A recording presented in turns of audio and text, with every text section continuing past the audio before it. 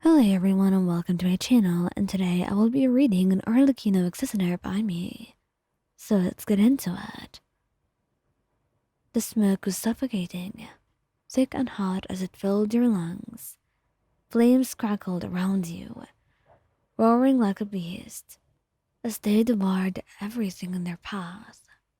You tried to move, but the heat was overwhelming, and the walls around you seemed to close in. Panic gripped your heart, and it was pounding loudly in your ears as you struggled to see anything through the haze. You heard a faint shout, muffled by the chaos. It was hard to tell if it was real or just your mind playing tricks on you. But when you heard it again, it was clearer this time. "Where are you?" It was Arlecchino's voice, and he managed to cough out a weak response, your throat raw and burning, calling out to her. And then, the very next moment, you saw her silhouette cutting through the smoke, her figure sharp and sure, even amidst the flames. Her eyes locked onto yours, fierce and determined, as she rushed to your side. "Hold on, I'm getting you out of here," she said, her voice steady, despite the urgency.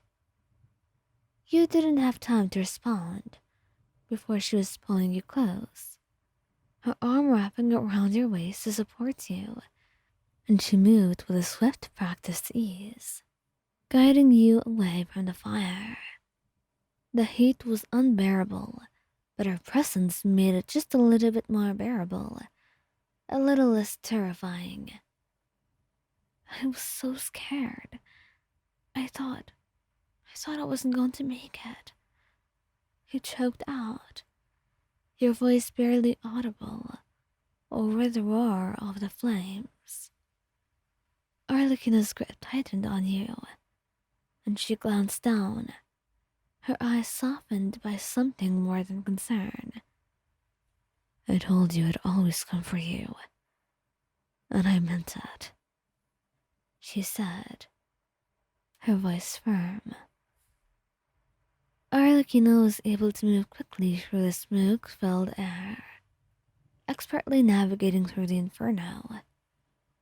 And you stumbled, nearly losing your balance. But then, she shifted you around until she was able to carry you, without you getting close to the fire. "Stay with me. We're almost out," she whispered. And even though her voice was quiet, it was sharp, with a mix of command and reassurance. The exit was just ahead, the fresh night air barely visible through the billowing smoke. And, with a final burst of strength, Arlecchino pushed forward, pulling you out of the blazing building and into the cool open air. You gasped as you stumbled outside, collapsing onto the ground, your lungs burning as you sucked in clean air. Arlecchino was beside you, her hands immediately on your shoulders, steadying you. "Breathe. You're safe now," she said softly, her voice cutting through the panic.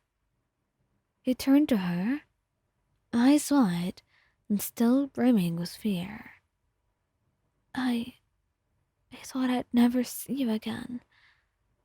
I was so scared in there." You managed, tears stinging your eyes, and she pulled you into a tight embrace, her arms wrapping around you protectively. "I know. I understand. Just calm down. I'm right here. I'll always be here," she whispered, her voice softer now, almost gentle. Then you buried your face into her shoulder, letting the tears fall freely as the adrenaline began to fade, replaced by an overwhelming sense of relief. Arlecchino's hand moved to cradle the back of your head, her fingers threading through your hair as she held you close. "I've got you. It's over," she murmured, her lips brushing against your temple. The two of you stayed like that for a moment, the world around you quiet, except for the distant sound of sirens. You could still feel the heat of the flames on your skin, but with Arlecchino holding you, it almost felt like a distant memory, something that could not hurt you anymore. And when you finally pulled back, you saw the worry in her eyes, the way her jaw was still set, as if she was fighting to keep her composure. "Why were you even in there? Do you have any idea how dangerous that was?" He flinched slightly, not expecting the sharpness in her tone. I didn't mean to.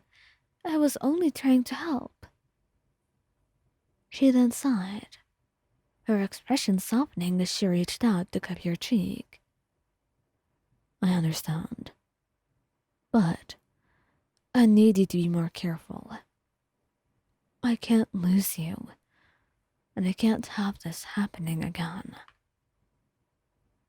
The vulnerability in her voice caught you off guard, and you reached up to cover her hand with yours, squeezing gently. "You won't. I can promise you that." She didn't respond, but the look in her eyes said everything. She leaned in, pressing her forehead against yours. "I'm holding you to that," she whispered, a faint smile tugging at her lips. She smiled back, feeling a warmth that had nothing to do with the recent fire. "I'm not going anywhere. Not when I have you to come back to." Arlecchino's smile grew, and she pulled you close again, her arms strong and comforting around you. "That's good to hear, because I'm not done rescuing you yet." And in that moment, with the night air cool around you, so different from the fire inside, you knew that no matter what happened, she would always be there to pull you out of the flames.